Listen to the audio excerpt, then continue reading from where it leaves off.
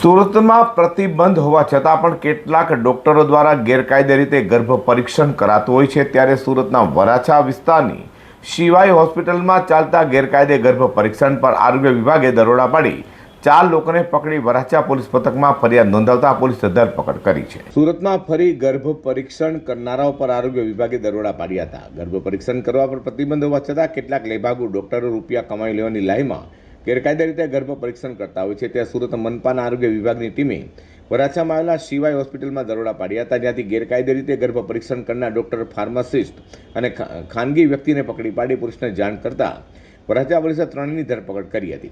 જ્યારે ગર્ભ પરીક્ષણમાં સામે एक युवती भागी छूटता तेने वोंटेड जाहिर कराई है।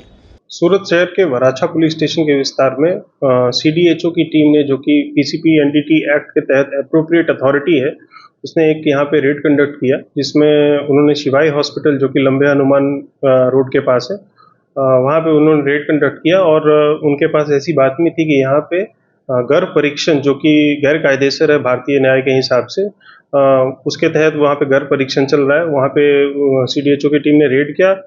फिलहाल इसमें 3 लोग इसमें गिरफ्तार हो चुके हैं। वराछा पुलिस स्टेशन में एक FIR दाखिल हुई है NDT एक्ट के तहत, और इसमें हम जो मशीन की रिकवरी है जिससे ये गर्भ परीक्षण हो रहा था, वो अभी रिकवर नहीं हुई है। वो मशीन की रिकवरी करने का प्रयास हम कर रहे हैं और जो भी कायदेसर कार्रवाई है इसमें हम आगे करेंगे।